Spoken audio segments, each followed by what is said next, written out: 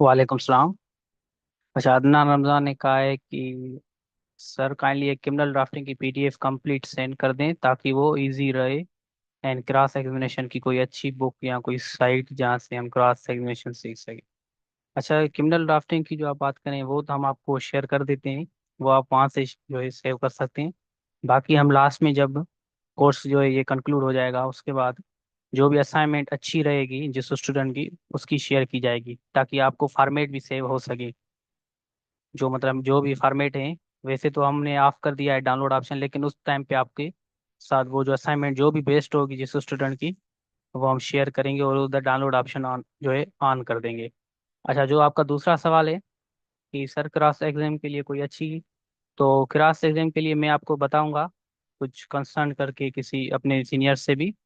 और मार्केट में भी बहुत सी किताबें आती हैं क्रॉस एग्जाम से रिलेटेड।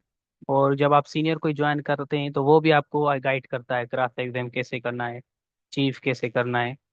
तो वो आप जब इंशाल्लाह प्रैक्टिस में जाएंगे, अगर आप ग्रेजुएटेड हैं तो फिर तो आपको ये करना चाहिए ज़रूर, बुक वगैरह लेनी चाहिए। बाकी अगर आप स्टूडेंट हैं तो फिर आपको वेट करना चाहिए जब तक आप ग्रेजुएट नहीं हो जाते। तो मैं आपके साथ कोई, अच्छा तो आप प्रैक्टिस में हैं तो आपके लिए ज़रूरी है। तो मैं अपने सीनियर से पूछ के और कुछ जो सीनियर टीचर्स भी हैं मेरे उनसे पूछ के मैं आपके साथ बुक शेयर कर दूंगा जो भी अच्छी निकली। वैसे तो नॉर्मली जो भी ला की बुक्स होती हैं मैं एम महमूद की लेता हूँ। तो एम महमूद की, अच्छा very good, you have lower court licence. माशाल्लाह, कांग्रेचुलेशंस, आप हमारे सीनियर हुए इस हिसाब से। अच्छा ठीक है, तो मैं आपके साथ बुक जरूर शेयर कर दूंगा। बाकी आप जो भी कभी बुक लें, बेयर एक्ट लें या किसी किस्म का ला का लें, तो वो एम महमूद का लिया करें। एम महमूद में लिख देता हूँ चेट बॉक्स में। इसकी जो आते हैं बुक्स वो अच्छे आते हैं, इनमें जो है किसी किस्म की एरर वगैरह नहीं होती। बाकी अमूमन जो बुक्स होती हैं उनमें थोड़ा बहुत इशू होता है। और इवन की जजेस जो होते हैं वो भी एम महमूद का जो है रेफर करते हैं, एम महमूद अल कानून पब्लिशर्स। वालेकुम सलाम मुस्तकीम मेमन। तो ये आप जो है अगर एम महमूद वाले पब्लिश कर रहे हैं क्रॉस एग्जाम का तो वो आप जो है बिना किसी देरी के वो ले लीजिएगा। बाकी ये आपसे शेयर कर दूंगा जब भी मुझे पता चला कोई अच्छा बुक। जी हाँ बिल्कुल, मुस्तकीम वो थी मेरी इंस्ट्रक्टर थी हमारे साथ, अभी भी वो हमारी मेंबर है हफ्सा, जो है। लेकिन अपनी उसकी मसरूफियात की वजह से वो इस बैच में जो है नहीं पढ़ा सकी। अच्छा सर, तो आप सिंधला कॉलेज से हैं मुस्तकीम।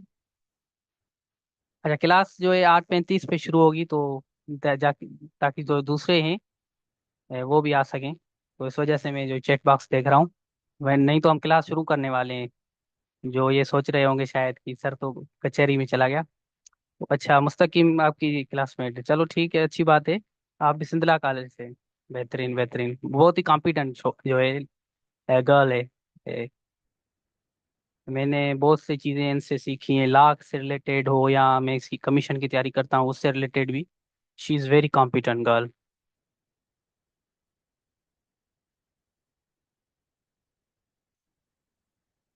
Exactly exactly, she is Wikipedia, even more than Wikipedia.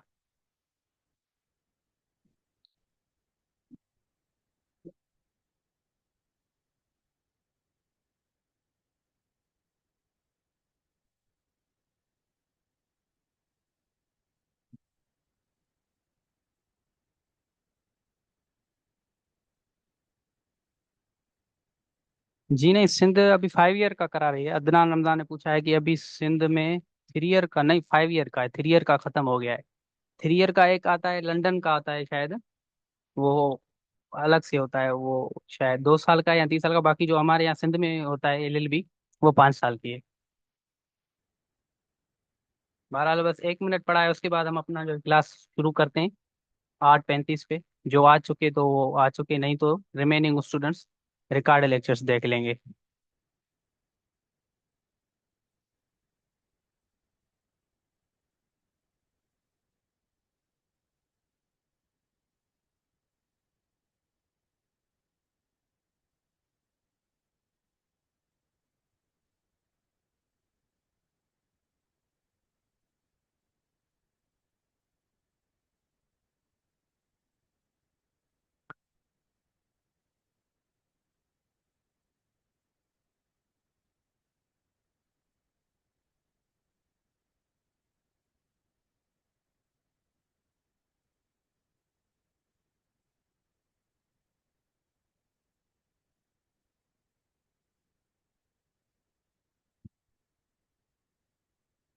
अच्छा चलिए हम क्लास स्टार्ट करते हैं।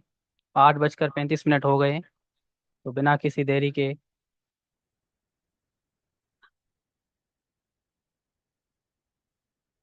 तो आज का जो हमारा लेक्चर होगा वो होगा अपील से रिलेटेड, और हम आज सीखेंगे अपील की ड्राफ्टिंग। और ये हमारा सेकंड लास्ट लेक्चर है क्रिमिनल मॉड्यूल का। उसके बाद हम जो है सिविल मॉड्यूल की तरफ जाएंगे, और फिर जो सिविल की चीज़ें होंगी वो करेंगे कवर। उसके बाद जो है हमारा फैमिली मॉड्यूल है। तो काइंडली जो है अपना ये क्रिमिनल मॉड्यूल की जो भी पिछली चीज़ें प्रीवियस वो आप रिपीट कर लें, क्योंकि जब जब ये क्रिमिनल मॉड्यूल कंप्लीट हो जाएगा उसके बाद हम एक टेस्ट रखेंगे। 3-4 दिन आपको दिए जाएंगे रिपीट करने के लिए। फिर एक टेस्ट होगा, एमसीक्यूज का होगा। उसमें आपके ड्राफ्टिंग से रिलेटेड एमसीक्यूज होंगे। आपकी नॉलेज चेक की जाएगी कि आप कैसे मतलब कवर कर रहे हैं चीज़ों को। तो इस वजह से काइंडली उसको रिपीट ज़रूर कीजिएगा चीज़ों को। ये इसमें आपका ही फायदा होगा। बहरहाल हम कंटिन्यू करते हैं। तो अपील हम आज सीखेंगे। एक अपील आज सीखेंगे, एक सीखेंगे कल, जो सेकंड लास्ट लेक्चर। कल तो असाइनमेंट के लिए ऑफ होगा, क्योंकि अपील हमने पढ़ी थी, दो पढ़ी थी। एक क्या होती है, कन्विक्शन के लिए अलग सिस्टम होता है अपील का, उसमें हिरार्की फॉलो होती है। बाकी जो अक्विटल होती है, अक्विटल में किसी किस्म की हिरार्की फॉलो नहीं होती, उसमें डायरेक्ट हम हाई कोर्ट में जाते हैं। तो वो हम आज वो रिपीट भी कर लेते हैं। जब हमने प्रोसीजर पढ़ा था तो हमने उधर ये चीज़ें कवर की थी, लेकिन आज फिर भी रिपीट कर लेते हैं, क्योंकि आज अपील टॉपिक के मेन तो हम अपील की सारी चीज़ें कवर करेंगे। पिछली चीज़ें जो हमने प्रीवियस लेक्चर्स में पढ़ी थी वो भी जो है कवर कर लेंगे। तो हम कन्विक्शन की भी अपील देख लेते हैं, अक्विटल की भी देख लेते हैं। उसके बाद हम जो है चलते हैं कि कब अपील नहीं हो सकती, क्योंकि ऐसे भी ग्राउंड्स होते हैं जब अपील हम नहीं कर सकते, नो अपील लाइज। तो वो हम ग्राउंड्स भी देख लेंगे, क्योंकि अगर हमारे पास कोई केस आता है तो हमें ये पता होना लाजमी है कि भाई इस केस में अपील हो सकती है और इसमें नहीं हो सकती। तो हम सारे ग्राउंड्स पढ़ लेंगे। ऐसे ना हो कि एक ग्राउंड में अपील ही ना हो और आप अपील ड्राफ्ट करके चले जाएं हाई कोर्ट में या डिस्ट्रिक्ट कोर्ट में, अगर या सेशन कोर्ट में। तो इससे क्या होगा, एक मतलब कि वकील होने के नाते जज तो आपको बहुत सुना दे देगा। इस वजह से हम जो है ये चीज़ें कवर कर लेंगे आज के लेक्चर में, कौन से सिचुएशंस में अपील नहीं होती। तो पहले हम देख लेते हैं कन्विक्शन की अपील, उसके बाद जो है हम देख लेते हैं अक्विटल की अपील, उसके बाद देख लेते हैं कि अपील कब नहीं होती। फिर जो है हम देखेंगे अपील की ड्राफ्टिंग। फर्स्ट ऑफ ऑल हमने ये चीज़ पहले भी पढ़ी थी, लेकिन फिर भी हम रिपीट कर रहे हैं। तो अपील इन कन्विक्शन कैसे होती है, अगर कोई मजिस्ट्रेट है या असिस्टेंट सेशन जज है, वो किसी किस्म की सजा देता है, तो उसकी अपील किधर होगी, उसकी अपील होगी सेशन कोर्ट में।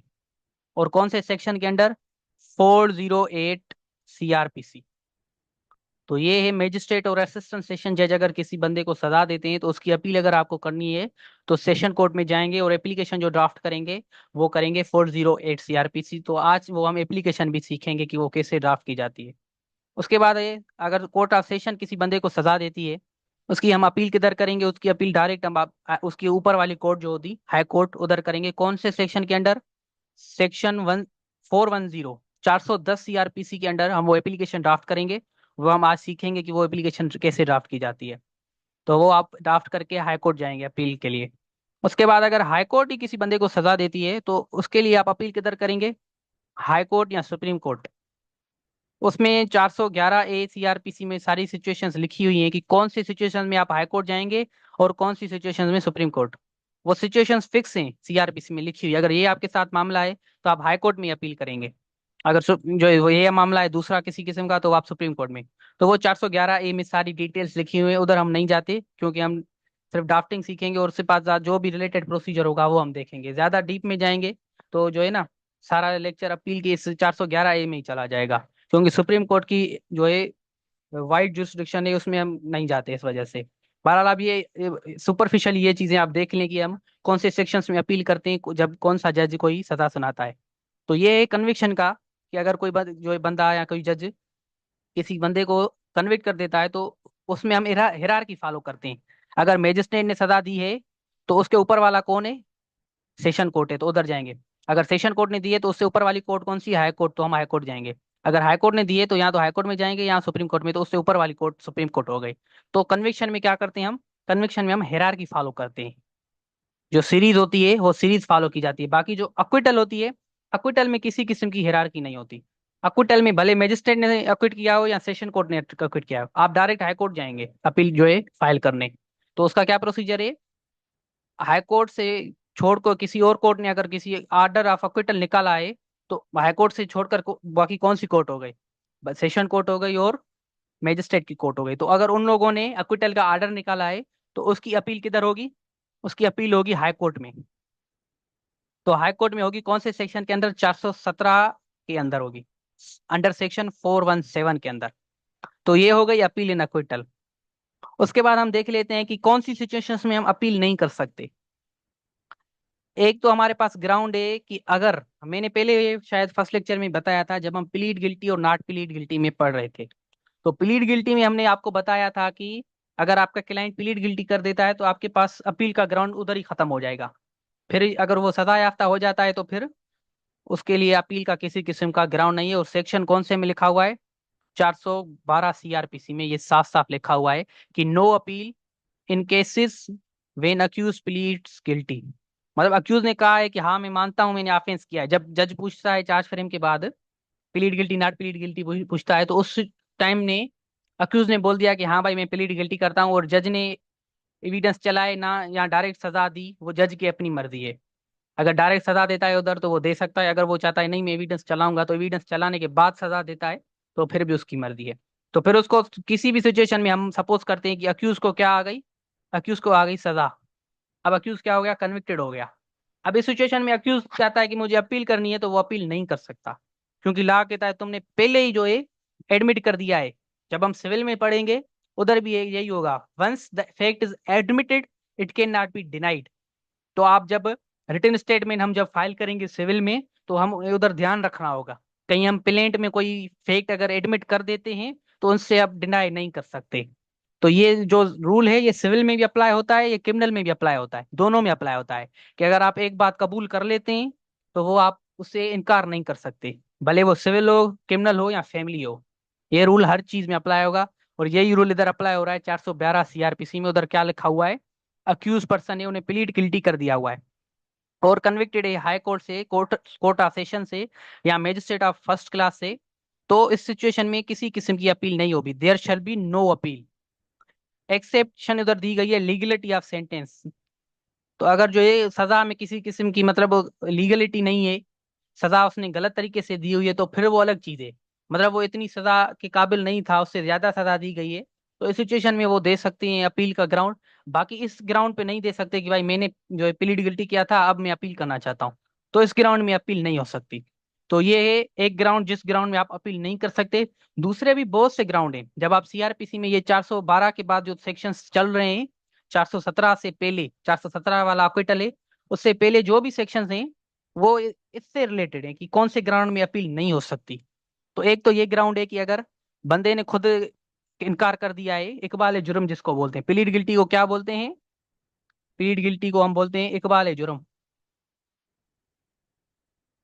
कि भाई इस बंदे ने खुद मान लिया है कि मैंने जुर्म किया है, तो इस सिचुएशन में अपील नहीं होगी। उसके बाद जो ग्राउंड्स हैं वो दूसरा ग्राउंड है नो अपील इन पेटी केसेस, मतलब छोटे केसेस जो होते हैं इन सिचुएशंस में जो है अपील नहीं हो सकती।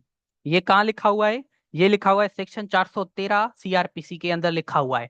अब कौन से छोटे केसेस, वो लॉ ने बता दिया है। ऐसे नहीं बोला कि जज को छोटे लगे तो फिर जो है, क्योंकि जज तो हर जज का अपना व्यू होता है, फिर मसला हो जाता। तो जो लेजिस्लेटिव असेंबली है हमारी, जो नेशनल असेंबली सेनेट, उन्होंने खुद बता दिया है कि भाई इन सिचुएशंस में जो है हम समझेंगे कि ये छोटे केसेस हैं और इन केसेस की अपील नहीं हो सकती। तो कौन से केसेस हैं वो हम देखते हैं। तो फर्स्ट ऑफ ऑल अगर हाई कोर्ट जो है वो सजा देती है 6 महीने की या 6 महीने से कम, इधर मैंने दो साइंस यूज किए हैं। एक है इक्वल की, इक्वल का मतलब कि 6 महीने, और दूसरा है लेस देन।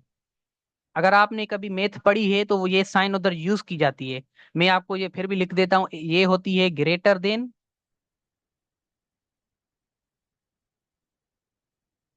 ये होती है लेस देन। तो इधर कौन सी साइन मैंने यूज की है? लेस देन की। तो इधर इसका मतलब क्या हुआ? 6 महीने के बराबर या 6 महीने से कम सजा अगर हाई कोर्ट देती है तो उसकी अपील नहीं हो सकती। 200 रुपए का फाइन या उससे कम फाइन, 150 रुपया, 100 रुपया, 50 रुपया, 200 या 200 से कम कोई भी हो, वो फाइन लगाती है हाई कोर्ट, तो उसकी अपील आप नहीं कर सकते। और सेशन कोर्ट जो है 1 महीने की अगर सजा देती है या उससे कम देती है, 15 दिनों की, 20 दिनों, 21 दिनों की सजा देती है, तो उसकी भी आप अपील नहीं कर सकते। उसके बाद है सेशन कोर्ट और मजिस्ट्रेट इनमें से कोई भी 50 रुपए या 50 रुपए से कम फाइन लगाती है, तो उसमें जो है अपील नहीं हो सकती। एक था पंजाब की साइड का, मैंने पढ़ा था, जजमेंट थी, आर्डर था, तो उसमें क्या किया था जज ने, 200 रुपए का फाइन लगा दिया था एक वकील के ऊपर। उसने थोड़ी बदतमीजी की थी वकील के साथ। तो किसी दोस्त ने मुझे उधर कमेंट में मेंशन किया हुआ था कि सर क्या इधर अपील हो सकती है। तो मैंने कहा जी बिल्कुल अपील तो हो सकती है, वैसे तो छोटे केसेस में अपील नहीं होती, लेकिन 413 सीआरपीसी में लिखा हुआ है कि अगर मजिस्ट्रेट 50 रुपए से या कम या 50 रुपए की फाइन लगाता है तो उसकी अपील नहीं होगी। लिहाजा जो 200 रुपए हैं वो 50 रुपए से ज्यादा हैं, तो इनकी आप अपील कर सकते हैं। ये मजिस्ट्रेट में 50 रुपए हैं, हाई कोर्ट में 200 रुपए हैं, ये आप ध्यान रखिएगा, इसमें आपको मिक्स नहीं करना। हाई कोर्ट का अलग से याद करना है और मजिस्ट्रेट का अलग से याद करना है। तो क्योंकि ये मजिस्ट्रेट ने 200 रुपए लगाए हैं तो इसकी अपील हो सकती है। अगर हाई कोर्ट ने 200 रुपए फाइन लगाया होता तो फिर अपील नहीं हो सकती इसकी, क्योंकि हाई कोर्ट को ज्यादा दिया गया है ये 413 सीआरपीसी में। तो आई होप कि ये भी आपके ग्राउंड्स क्लियर हो गए होंगे। और भी ज्यादा ग्राउंड्स हैं, हम ज्यादा डीप में नहीं जाते, ये थोड़े अहम ग्राउंड्स थे जहां अपील नहीं हो सकती, वो हमने आज देख लिए। तो ये कवर हमने कर लिया। उसके बाद हम ये प्रोसीजर हमने ये सारा देखा था। तो आज हमने ये सारा तकरीबन कवर कर लिया। ऑफेंस हमने कवर कर लिया, कागनिजेबल ऑफेंस हमने देख लिया, नॉन कागनिजेबल एफआईआर देख लिया, अगर एफआईआर नहीं हो सकती तो 22 ए भी हमने देख ली। 22 ए बी के तीनों हमने देख लिए, 1 2 3 देख ली।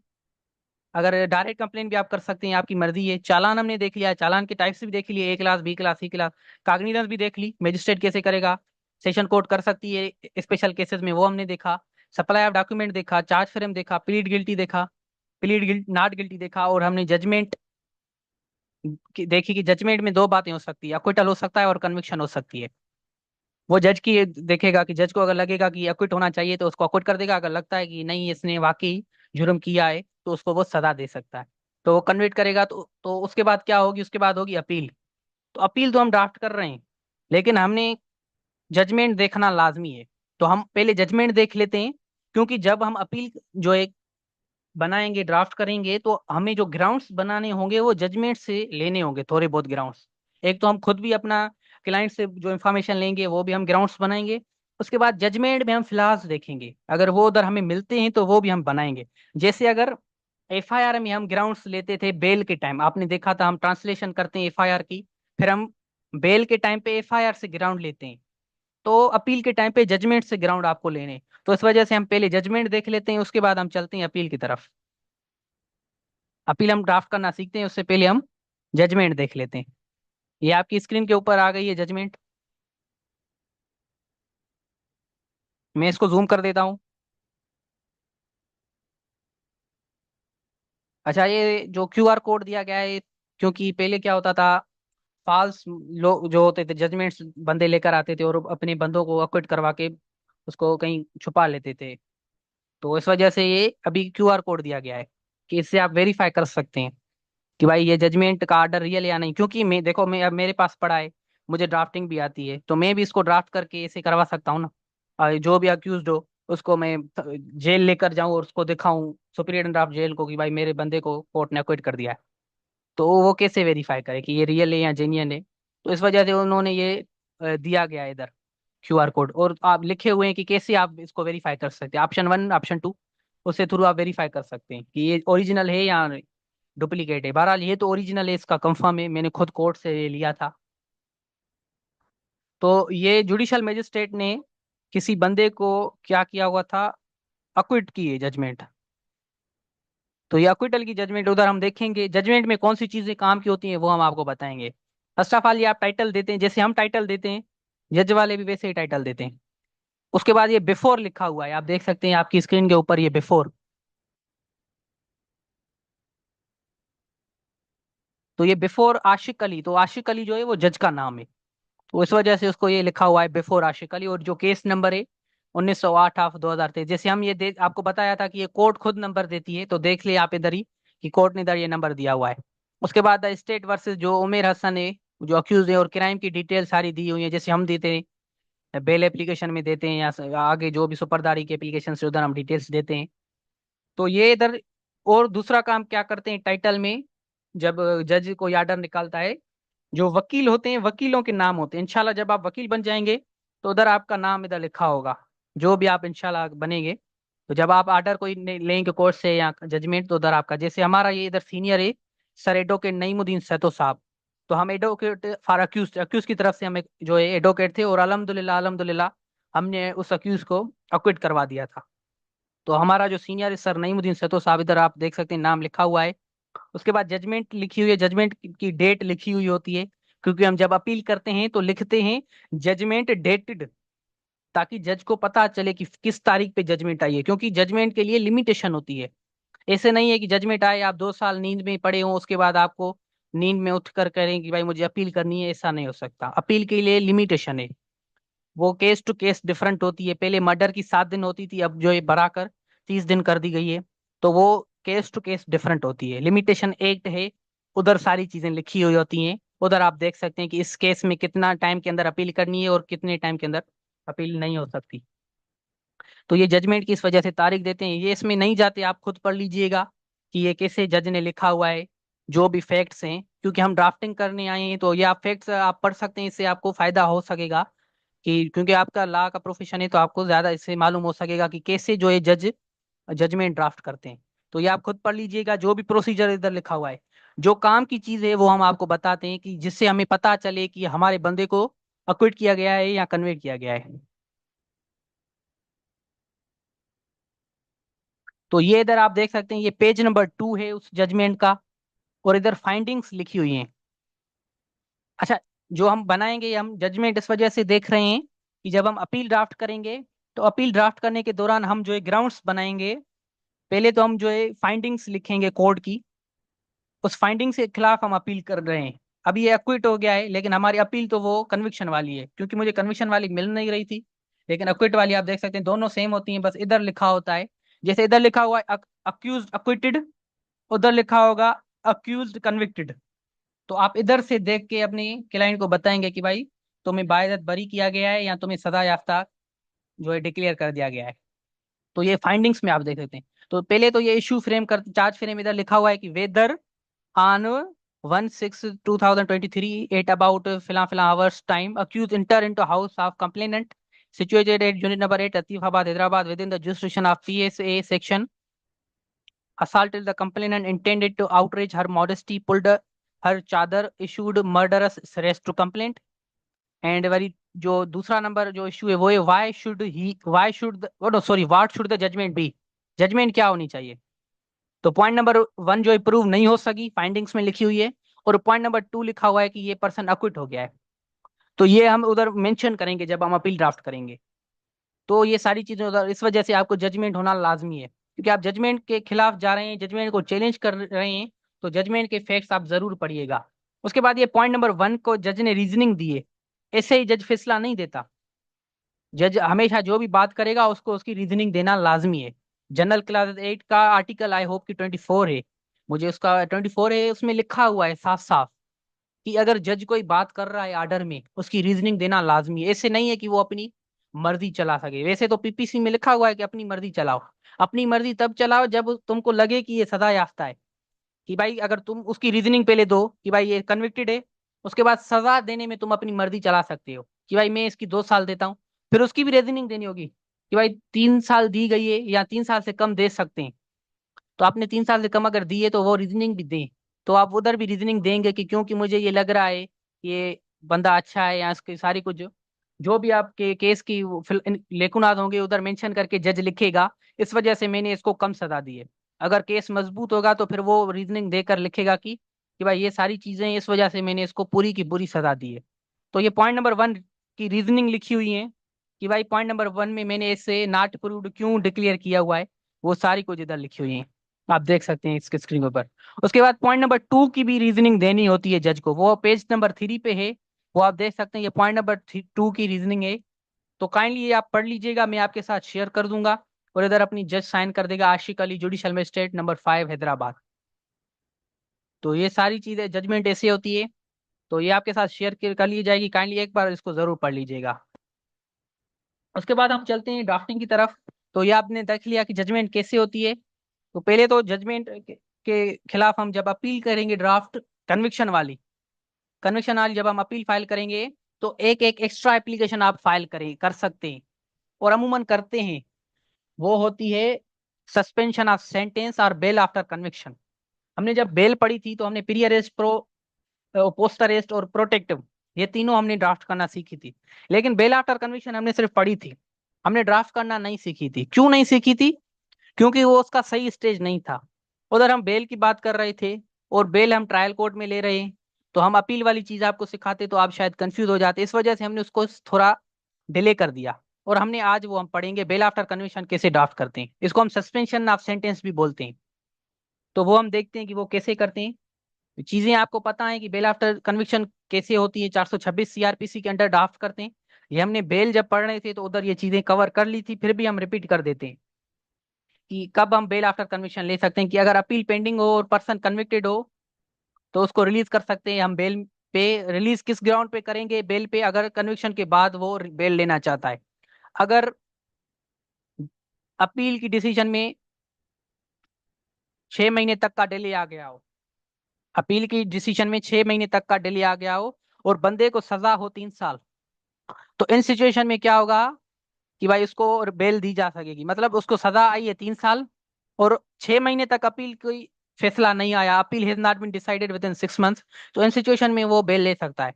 अगर इम्प्रिजमेंट 3 साल से ज्यादा और 7 साल से कम है और डिले 1 साल तक हुआ है, अपील में 1 साल तक डिले हुआ है, अपील में फैसला नहीं आया और 1 साल गुजर गया है, तो इस सिचुएशन में बेल मिलेगी।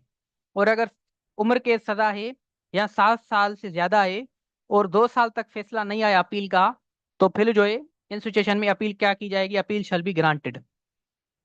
तो ये सारी कुछ है।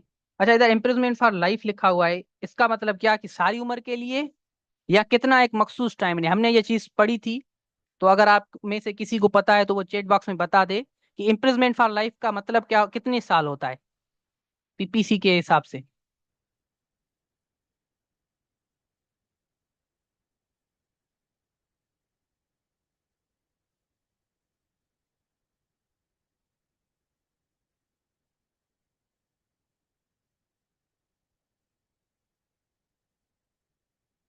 अच्छा, तो फेल ने कहा है 25 ईयर्स, मानूर ने कहा है 25 ईयर्स, शरीका ने कहा है 25 ईयर्स, बिस्मा ने कहा है 14 ईयर्स। 25 ईयर्स का है भक्त ने, और मोहम्मद अवेस ने कहा है 25 ईयर, और कोर्सर ने कहा है 14 ईयर्स, मिसेस अदनान ने 20 साल। अच्छा, जिन लोगों ने 25 साल कहा है वो सही है। हमने फर्स्ट लेक्चर में ये चीज कवर की थी। हमने पढ़ा था कि अगर ऑफेंस कमिट हो जाए उसके बाद 10 किस्म की सजाएं होती हैं, जो पीपीसी में हमने पढ़ी थी। तो एक सजा ये भी होती है इम्प्रिजमेंट फॉर लाइफ, और इम्प्रिजमेंट फॉर लाइफ का मतलब क्या होता है? इम्प्रिजमेंट फॉर लाइफ का मतलब होता है 25 ईयर्स। तो काइंडली ये दूसरी बार अगर मैं पूछूं इस लेक्चर के दौरान तो 25 ईयर्स सही जवाब होगा, तो ये आप बताइएगा। तो जिन जिन लोगों ने 25 ईयर्स का है तो उनके जवाब सही है। तो उसके बाद हम कंटिन्यू करते हैं अपने लेक्चर को। तो ये फाइल कब की जाएगी बेल आफ्टर कन्विक्शन? हमने तो देख ली कि भाई बेल आफ्टर कन्विक्शन हम कब फाइल करेंगे, तो वो टाइम कौन सा होगा। ये तो लिमिटेशन हमने देख ली, जो कि भाई 6 महीने डिले हो गया, 1 साल डिले हो गया या 2 साल, तब आप फाइल करेंगे। तो ये आप दूसरा ये है कि ये बेल आफ्टर कन्विक्शन जब आप अपील कर रहे हो तो अपील के साथ ये फाइल कर सकते हैं। तो इस वजह से हम, क्योंकि अब अपील फाइल करना सीखेंगे, अपील ड्राफ्ट करना सीखेंगे, तो बेल आफ्टर कन्विक्शन उसके साथ फाइल कर सकते हैं। तो बेल आफ्टर कन्विक्शन भी हम उधर ही ड्राफ्ट करना सीखेंगे। ग्राउंड से हमने पढ़े थे कि एक तो जजमेंट जो ट्रायल कोर्ट ने दी है उसमें आप जो है उस लेकुनाज निकालेंगे, और जो एविडेंस में फिलहाल है वो निकालेंगे।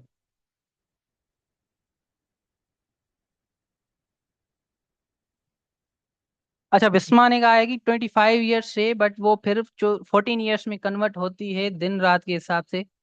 अच्छा, ये कहीं लिखा नहीं हुआ पीपीसी में, क्योंकि पीपीसी जो है पाकिस्तान पिनल कोड, वो पनिशमेंट से रिलेटेड है।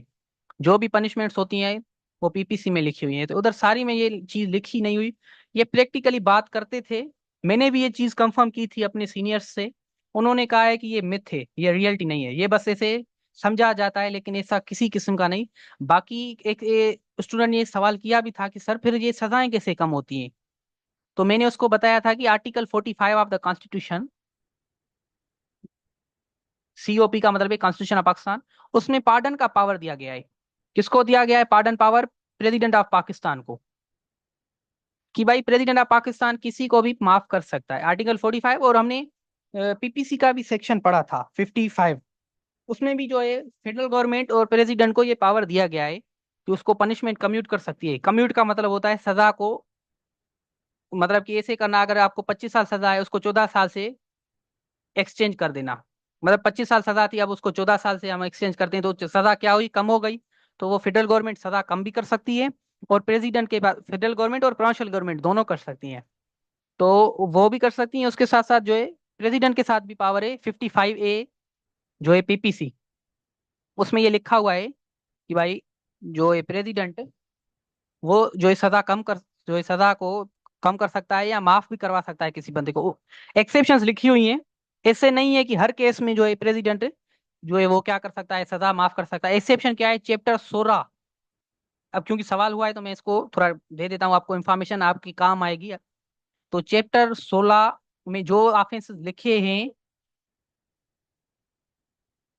चैप्टर 16 में जो जो ऑफेंसेस लिखे हैं, उनमें प्रेसिडेंट को पावर नहीं, उनमें फेडरल गवर्नमेंट को पावर नहीं, उनमें प्रोविंशियल गवर्नमेंट को भी पावर नहीं कि सजा को कम कर सके या माफ कर सके। अब चैप्टर 16 में जो भी लिखे हुए हैं आप देख सकते हैं, उसमें मर्डर लिखा हुआ है। मर्डर से वो स्टार्ट हो रहा है, सेक्शन 300, 301, 302, वो कत्ले खता और सारा कुछ। उसके बाद रेप उसमें आ रहा है 376, और जो अननेचुरल ऑफेंस 377, हरेसमेंट का आ रहा है 354A। तो ये सारे ऑफेंसेस ऐसे ही, ये पर्सनली रिलेटेड। देखिए अब मेरे साथ, अब की लड़की है, किसी बंदे ने उसके साथ हरेसमेंट कर दी, अब वो प्रेसिडेंट माफ कर दे उसको, तो ये लड़की के साथ जाती हो गई ना। तो प्रेसिडेंट का क्या जाए कि तुम उसको माफ कर रहे हो। इस्लाम हमें क्या कहता है, जिस बंदे के साथ ज्यादती हुई है, माफ करने का पावर भी उसके साथ है। मैं तो कहता हूँ कि ये जो दूसरे पावर्स दिए गए हैं ये भी थोड़े बहुत अन इस्लामिक मुझे लगते हैं, क्योंकि जिस बंदे के साथ ज्यादती हुई है तो पावर भी उसको ही है ना। ये तो एक किस्म का ये है कि भाई आप अपना बना रहे हैं सारा कुछ। हम तो इसको अभी फॉलो कर रहे हैं क्योंकि लॉ में है, लेकिन मैं ये कोशिश के ये चाहता हूँ कि इसको चेंज करें तो बहुत अच्छा होगा। क्योंकि जो होता है पर्सन, जिसको क्या बोलते हैं, जो जिसके साथ ज्यादती होती है, क्या बोलते हैं उसको इंग्लिश में, कन्नड़ मेरे दिमाग में नहीं आ रहा।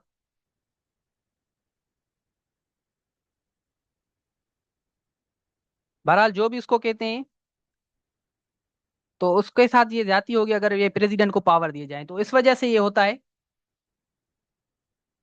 Victim, exactly, thank you so much Manoor and Mohammad Awais. Victim कहते हैं, विक्टिम के साथ ये ज्यादती हो जाएगी। कभी कभी क्या होता है, ये चीज ऐसे आपके दिमाग में नहीं आती।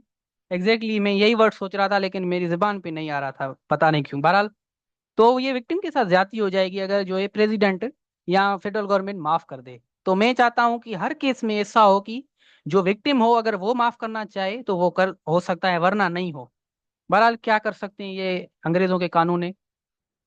उसके बाद हम देखते हैं कि अपील के साथ साथ हमें ये बेल आफ्टर कन्विक्शन भी ड्राफ्ट करना होगा।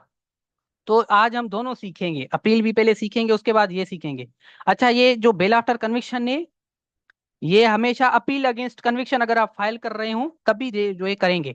अगर अक्विटल अपील होगी उसमें आप नहीं करेंगे, इस वजह से मैंने उसको आज नहीं रखा। अगर ऐसा सेम होती अपील तो हम आज ही दोनों कवर कर लेते। जैसे पीरियड अरेस्ट, पोस्ट अरेस्ट और प्रोटेक्ट सेम थी, तो हमने एक ही लेक्चर में तीनों कवर कर लिए थे। क्योंकि ये जो अक्विटल अपील है वो थोड़ी डिफरेंट है, उसमें ये एप्लीकेशन हम फाइल नहीं करते, ये वाली। उधर हम दूसरी फाइल करते हैं, वो 427 वाली होती है। क्योंकि उधर अक्विट हो जाता है तो उधर हम कोर्ट को बोलते हैं कि इसको अरेस्ट करो। इधर हम क्या करते हैं, इसको बेल दो।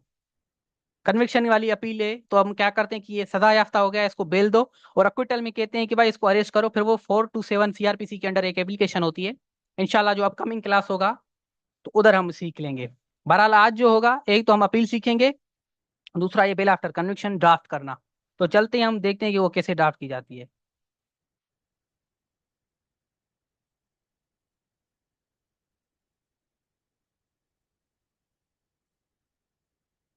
अच्छा, ये हमने अपील, मेरे जो फॉर्मेट है उस दर हमने हाई कोर्ट में अपील की है क्रिमिनल, क्योंकि अब इससे क्या पता चला हमें कि सजा किसने दी है।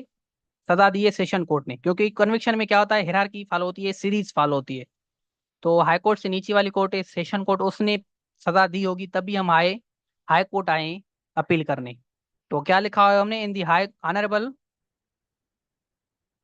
मैं इसको जूम कर देता हूँ। हमने टाइटल क्या दिया है, in the honourable high court of Sindh circuit court Hyderabad. और हम इधर ये टाइटल, जो शॉर्ट टाइटल है जो एप्लीकेशन का होता है, क्रिमिनल अपील नंबर। जैसे हम बेल एप्लीकेशन में लिखते हैं प्री अरेस्ट और पोस्ट अरेस्ट या मिसलिनियस एप्लीकेशन, तो इधर हमने क्या दिया हुआ है, क्रिमिनल अपील नंबर। अच्छा, शरीका ने कहा इस सर्किट कोड का क्या मतलब होता है। अच्छा, एक तो होती है मेन हाई, चूंकि जो हाई कोर्ट होती है बेसिकली क्या है कि वो प्रामिस में होती है। जैसे सुप्रीम कोर्ट है वो फेडरल कैपिटल में होती है इस्लामाबाद में, तो हाई कोर्ट होती है प्रामिस के कैपिटल में। प्रामिस का कैपिटल कौन है, सिंध का क्या है, कराची। और जो है पंजाब का क्या है, पंजाब का है लाहौर। जो है केपीके का पेशावर और बलूचिस्तान का कोयटा। तो इन चारों में तो हाई कोर्ट होंगी, लेकिन क्योंकि अभी कोई दूसरा बंदा आए जो कराची से दूर रहता है 400-500 किलोमीटर, उसको अगर अपील करनी हो तो वो इतना किलोमीटर तय नहीं करेगा, वो कहेगा कि भाई बस मुझे इंसाफ ही नहीं चाहिए। तो इस वजह से क्या किया है, इस वजह से उनके सर्किट बनाए गए हैं हर डिवीजन में। अब क्योंकि एक तो कैपिटल में मेन ब्रांच है, मेन सर्किट है, दूसरे सर्किट बनाए गए हैं डिवीजन्स में, हैदराबाद भी डिवीजन है, तो उधर एक जो है सर्किट बनाया गया है, सखर में भी एक सर्किट बनाया गया है, और जो है रिसेंटली अब मीरपुर खास में भी बनाया गया था। जब हैदराबाद वाले केसेस अब ट्रांसफर हो गए हैं मीरपुर खास में, एक तो मीरपुर खास में भी हाई कोर्ट हो गए, तो इस वजह से वो सर्किट कोर्ट बनाते हैं, और जो मेन होता है वो कराची में होता है।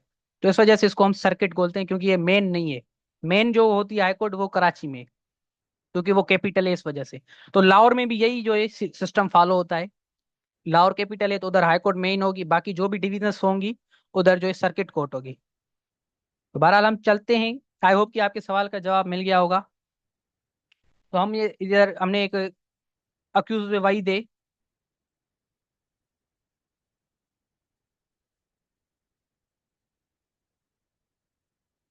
उसकी हम सारी डिटेल्स इधर नहीं दे रहे। आप ये सोच रहे होंगे, हालांकि फर्स्ट पेज पे हम क्या करते हैं, सारी डिटेल्स देते हैं। जैसे अगर बेल एप्लीकेशन होती है तो हम वही की सारी डिटेल्स, उसकी जन्म पूंजी इसको उधर ड्राफ्ट कर देते हैं, उसके वालिद का नाम, उसका रिलीजन, उसकी एडल्ट है माइनर है वो सारा कुछ, जो घर के एड्रेस, अगर नंबर है तो नंबर भी आप दे सकते हैं, एनआईसी भी आप लिख सकते हैं। इसमें कोई हर्ज नहीं है। अगर आपका क्लाइंट आपको दे रहा है तो आप उधर ड्राफ्ट कर दे, ताकि जब कोर्ट को नोटिस करना हो तो उसको आसानी हो सके।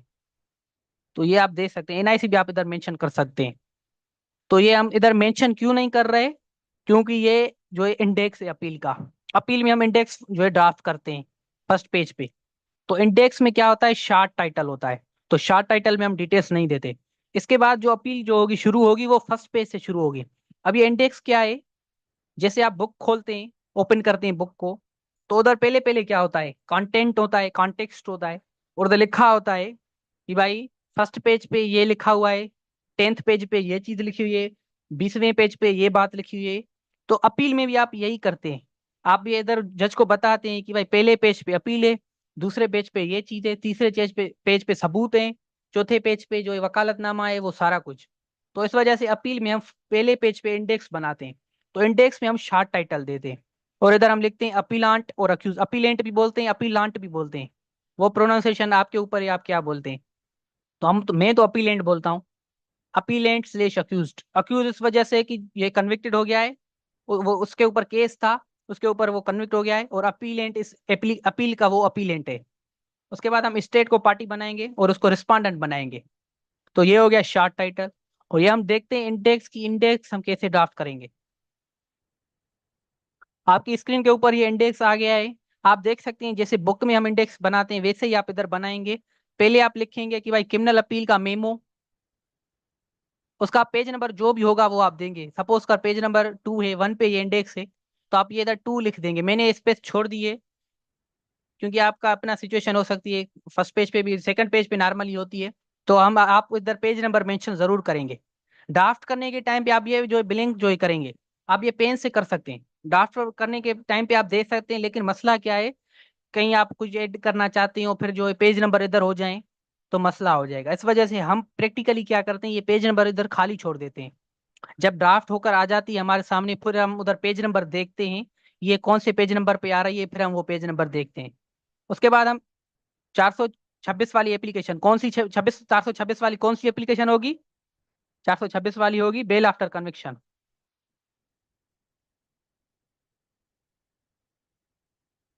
तो वो हमने, क्योंकि हमने पढ़ा था कि कन्विक्शन में ये आप फाइल जरूर करेंगे, मतलब जरूर नहीं, कि आपकी मर्जी, अगर आप बेल कराना चाहते हैं अपनी क्लाइंट को तो ये आप अपील के साथ भी कर सकते हैं फाइल।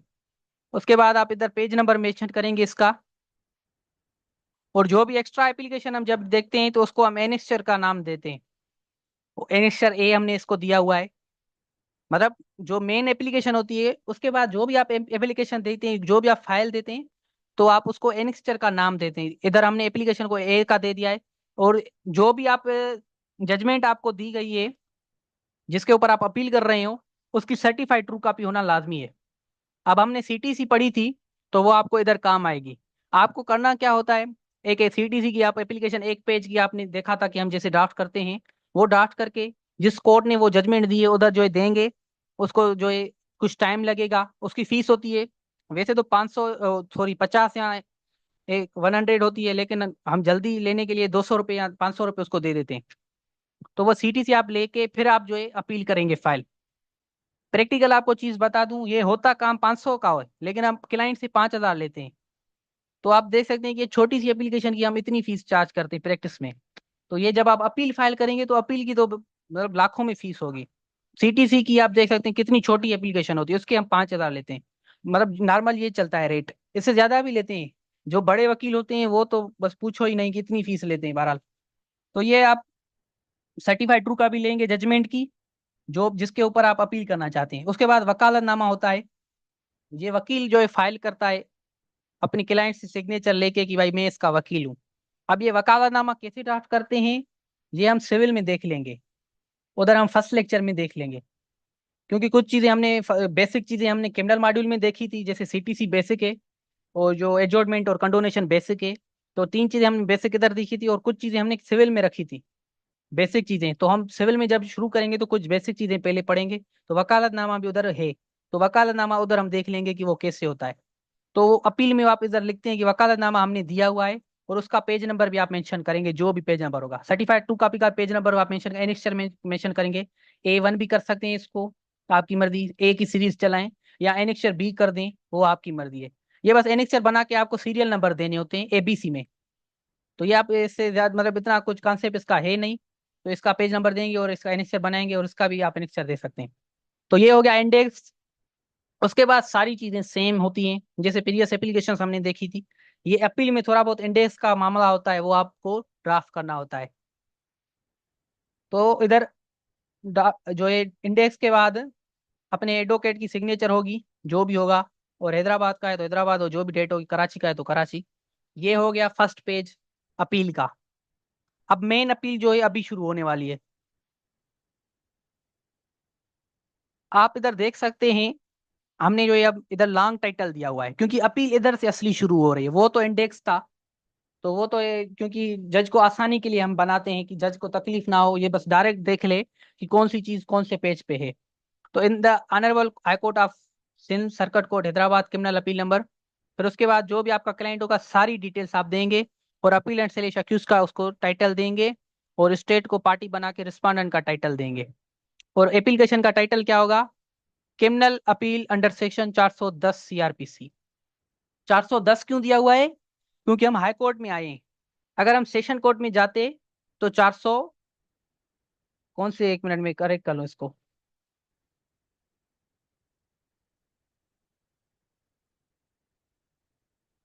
हाँ ठीक है, हमने सेशन कोर्ट में हमने देखा था, तो हाई कोर्ट में। तो अगर हम जो है मजिस्ट्रेट या एसोसिएशन जज की सजा याफ्ता होता, तो हम सेशन कोर्ट में जाते। तो उसमें हम 408 यूज करते हैं, जी बिल्कुल 408। Mohammad Usman, thank you so much, oh Mohammad Awez sorry. तो 408, अगर हम जो है मजिस्ट्रेट का कोई बंदा सजा याफ्ता होता है एसोसिएशन सेशन जज और सेशन कोर्ट में जाते, तो हम कौन सा सेक्शन देते, 408। बाकी चीजें सारी सेम होती, सिर्फ इधर 408 लिखते। उसके बाद जो भी आपका मसला होता है वो मैं बयान करते, जो हम आज देखेंगे। तो टाइटल चेंज करके बाकी सारी चीजें आप ऐसे ही रखेंगे, फॉर्मेट जो भी होगा। तो इस वजह से हम ये एक देख लेते हैं, फिर आप टाइटल खुद चेंज कर सकते हैं।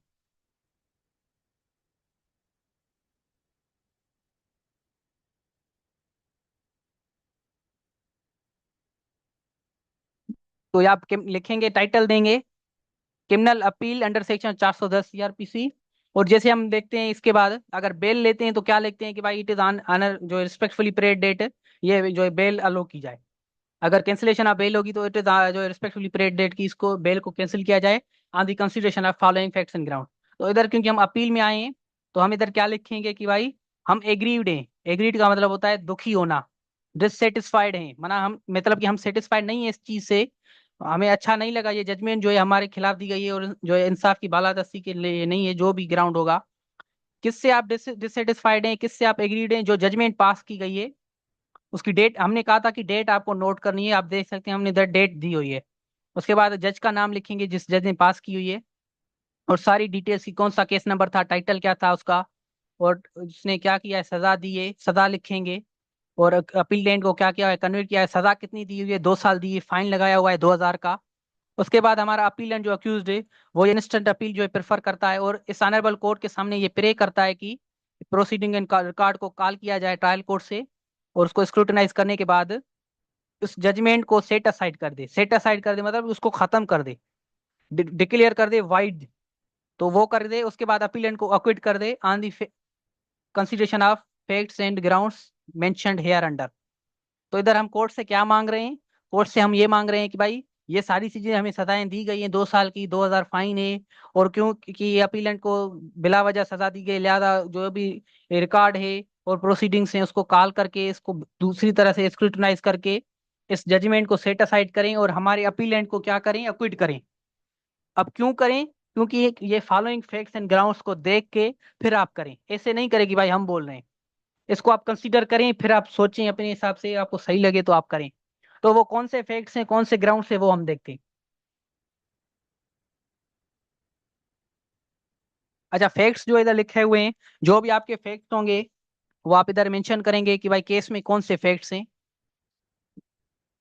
कि भाई फिलानी तारीख पे। अब ये जो हम पहले से पढ़ के आ रहे हैं कि ये चेक वाला इशू, जो ये था डिसऑनर ऑफ चेक, तो वही चल रहा है, क्योंकि हमने बेल में भी वही पढ़ा था, और जो भी एफआईआर में भी वही पढ़ा था, 22 AB में डायरेक्ट कंप्लेंट में भी वही पढ़ा था, अपील में भी हम वही पढ़ रहे हैं। क्योंकि ग्राउंड सेम होंगे तो आप जो रिजेम्बलेंस समझ सकेंगे कि कैसे हम बनाएंगे। अगर हर सिचुएशन में अपनी कहानी बनाएंगे तो आप कहानियों में ही रह के जाएंगे, आप ड्राफ्टिंग नहीं सीख सकेंगे। तो हमने एक ही कहानी बनाई है, वो हम लेके चल रहे हैं कि भाई ये हमारी कहानी है, हमारी एफआईआर नहीं हो रही। अब एफआईआर हो गई, ये अब हमारी कहानी है, अब हमें बेल चाहिए। कहानी वही सेम है, स्टोरी, कहानी उर्दू में यही बोलते हैं स्टोरी को, कहानी। हम तो सिंधी में बोलते हैं कहानी। तो बहरहाल मैं इसको स्टोरी बोलता हूँ, कि स्टोरी सेम ही होती है। बाकी आप स्टोरी हमने सेम इस वजह से रखी है ताकि आप कंफ्यूज नहीं हो सके, आप ड्राफ्टिंग पे सही तरीके से ध्यान दे सके। और हम जब डायरेक्ट कंप्लेन में आए तो स्टोरी सेम थी, लेकिन ग्राउंड कौन सा था, डायरेक्ट कंप्लेन। उसके बाद कैंसिल करानी है बेल, स्टोरी हमने सेम ही रखी थी कि हमारे साथ ये मसला हुआ है, तो हमने कैंसिल कराई बेल उधर। हम अब जो है आपने देखा कि कैसे हमने वो कैंसिलेशन ऑफ बेल की ड्राफ्ट की एप्लीकेशन। उसके बाद हमने जो है देखा कि सुपरदारी की एप्लीकेशन थी, वो देखा। अब हम अपील देख रहे हैं, स्टोरी सेम है, वही जो फर्स्ट वाली है, बाकी जो है अब हम अपील कर जो है करने आए हैं, तो वो हम देखते हैं कि उस स्टोरी पे हम अपील कैसे करेंगे। तो हम वो सारे ग्राउंड वो मेंशन लिखे हुए हैं, मैं इसको जल्दी से कर देता हूँ रिपीट, कि भाई हमने 50 लाख रुपए जो है बारो किए जो है कंप्लेनेंट ने, और जो है लोन देने के बाद जो है टाइम पे जो अपीलेंट अक्यूज है उसने जो है क्या किया था, चेक इशू किया था, चेक नंबर और डेट सारी कुछ, और 50 लाख रुपए का चेक था हबीब बैंक लिमिटेड हैदर चौक ब्रांच का। और कंप्लेनर ने वो चेक पेश किया आईसीबीएल ब्रांच में इनकेशमेंट के लिए, लेकिन वो डिसऑनर हो गया। डिसऑनर का मतलब है कि भाई अकाउंट में इतने पैसे ही नहीं है। डिसऑनर दो सिचुएशन में होता है। एक सिचुएशन में भाई अकाउंट में जीरो है, अकाउंट में क्या है, जीरो, तो इस सिचुएशन में आपका जो चेक है वो डिसऑनर है। दूसरी सिचुएशन में, मैं रिसेंटली बैंक में गया था इनकेशमेंट के लिए, उधर जो है एक बात तो जो है बैंक मैनेजर बात कर रहा था दूसरे बंदे से कि भाई तुम्हारे अकाउंट में पड़े हैं 9,000, और तुमने चेक बनाया है 10,000 का, तो ये डिसऑनर हो जाएगा। ये जो है क्या हो जाएगा, डिसऑनर हो जाएगा। इस वजह से फिर जो है आपका दूसरा चेक आपको वैसे भी बनाना होगा, इस वजह से तुम दूसरा चेक बना के आओ। तो इस सिचुएशन में भी आपका चेक डिसऑनर हो सकता है, कि अगर आपके अकाउंट में हो 9,000, आप निकलवाने 10,000 चाह रहे हो, या उस 9,000 से ज्यादा निकलना चाह रहे हो, विथड्रा करना चाह रहे हो, तो इस सिचुएशन में भी आपका जो है क्या हो जाएगा, वो हो जाएगा डिसऑनर। तो ये डिसऑनर हो गया है। अब किस ग्राउंड पे डिसऑनर हो गया है, कि भाई इनसफिशिएंट फंड्स, इनसफिशिएंट मतलब कि इतने है ही नहीं जितने आप मांग रहे हैं।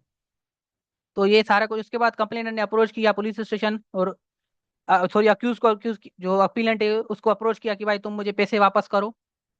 और उसने अब्यूजिव लैंग्वेज यूज की, जो हमारा अक्यूज है। ये फैक्ट्स हैं, ये हम मान नहीं रहे, ये एफआईआर से हम ये निकलवाते हैं। एफआईआर जो भी होगी या चालान होगा, उससे ये फैक्ट्स आप जो निकलवा के इधर आप ट्रांसलेट करके रखेंगे। इसका मतलब ये नहीं कि आप मान रहे हैं कि हमारा अक्यूज ने ऐसे ही किया है, इसका मतलब ये बिल्कुल नहीं है। FIR और क्योंकि चालान में लिखा हुआ है तो इस वजह से हमने ये फैक्ट्स लिखे हुए हैं। ग्राउंड में ये आपको बात नहीं करी, जब हम ग्राउंड्स बनाएंगे उधर आपको ये हरगिज नहीं कहना कि अक्यूज ने ये अब्यूजिव लैंग्वेज यूज की है, उधर आपको नहीं कहना, ये फैक्ट्स हैं तो उधर आप ये लिखेंगे। उसके बाद क्या, पैसे देने से इनकार कर दिया और मर्डर की धमकियां दी, मौत मार धमकियां दी अगर पैसे फिर मांगने की कोशिश की तो। उसके बाद पुलिस की जो इन्वेस्टिगेशन और पुलिस रिपोर्ट होगी चालान, उसमें जो भी फैक्ट्स होंगे वो भी आप मेंशन करेंगे। जो आपका चालान होगा, चालान से आपके जो भी फैक्ट्स होंगे वो आप इंग्लिश में ट्रांसलेट करेंगे, क्योंकि हमारे यहाँ मसला ये है कि चालान और जो FIR होती है वो सिंधी या उर्दू में आती है, और जो भी रीजनल लैंग्वेज होती है FIA को छोड़ के बाकी जो होती है वो रीजनल लैंग्वेज में होती है, तो फिर आपको ट्रांसलेट करनी होती है। फिर ट्रांसलेट करने के बाद जो है आपको इधर देनी होती है। हमारे पास एक मसला आया था, एक वकील थी, लेडी वकील थी, तो वो क्या थी, वो बहुत ही पढ़ी लिखी थी, O लेवल A लेवल थी, तो उसको सिंधी और उर्दू की ट्रांसलेशन करनी नहीं आ रही थी। तो उसने ऐसे ही उर्दू में लिख दिया, तो जज ने बोला कि ये क्या है, तुमने ट्रांसलेट क्यों नहीं किया। कि तो उसने बोला कि जज साहब मुझे जो है ये नहीं आती सिंधी और उर्दू, लिहाजा आप इसको कंसीडर कर लें। तो जज ने सीधा बोला कि अगर तुमको ये चीज आती नहीं तो फिर केस लेते क्यों हो, कौन सा तुम्हें हर्ज है कि तुम ये केस ले रहे हो, छोड़ दो केस को, दूसरा कोई वकील आ जाए। तो इस हिसाब से आपको ये ट्रांसलेशन भी सीखनी होगी। पहले आपको शायद तकलीफ हो, लेकिन जब आप टाइम टू टाइम आएंगे तो फिर आप उससे रिजेंबल कर सकेंगे, फिर आपके लिए आसान हो जाएगी, क्योंकि बोलते हैं कि इंग्लिश में बोलते हैं practice makes a man perfect. जब आप प्रैक्टिस करेंगे तो आप इंशाल्लाह परफेक्ट हो जाएंगे। शुरू में कोई भी परफेक्ट नहीं होता, तो आपको ये ट्रांसलेशन का थोड़ा इशू हो सकता है, लेकिन आपको करना है इंग्लिश में ट्रांसलेट। उसके बाद जो भी फैक्ट्स होंगे वो लिखेंगे। जो जो कॉपीज सप्लाई ऑफ डॉक्यूमेंट की गई थी वो आप इधर मेंशन करेंगे। हर केस में अपनी होती हैं, इस वजह से मैंने इसको इधर लिखा हुआ है कि बस आपको ये मेंशन करनी है। आपका जो भी केस होगा, जो भी डॉक्यूमेंट्स दिए गए होंगे उसकी डिटेल्स आप देंगे, वो आप इधर डिटेल्स देंगे। उसके बाद आप लिखेंगे कि भाई अक्यूज ने प्लीड गिल्टी किया है या नॉट प्लीड गिल्टी किया है।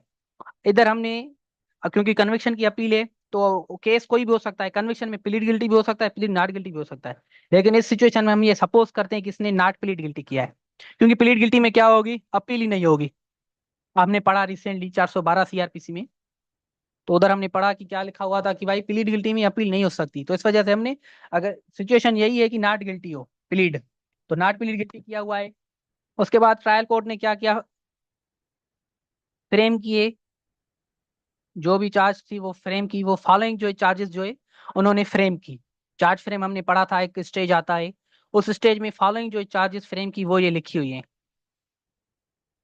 हमने आपको जजमेंट इस वजह से दिखाई कि आप देख सकें कि जज जो होता है वो कैसे जो है चार्ज फ्रेम करता है। उधर हमने देखा था जजमेंट में वो दो जो पॉइंट बनाई थी, जो चार्जेस बनाई थी।